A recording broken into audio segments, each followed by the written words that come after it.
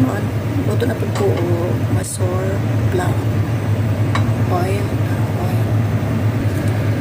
bay leaves, cumin seeds, cardamom, bacon, ginger garlic,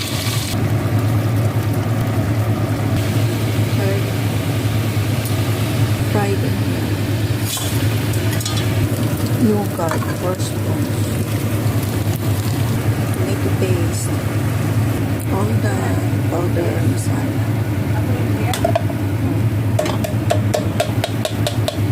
chicken kima in sorbets, coriander, lemon juice.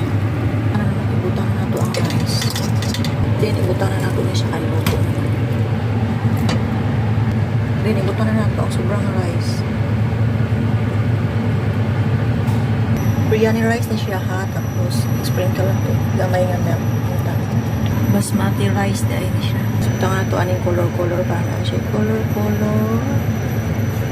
And then fried onion on top. Cover, high fire, then once steam come out na gani siya, muna siya low fire. Ito nga niya kung lalo para dili siya kapain. Cucumber, silang yogurt, salt. So, steam come out. So, it's really low fire na nato mga 10 minutes. Kauna na siya. Muna siya tawag ko salad. Kauna na siya with atong masor plau with kima. Then mag-agad chili. You want more spicy.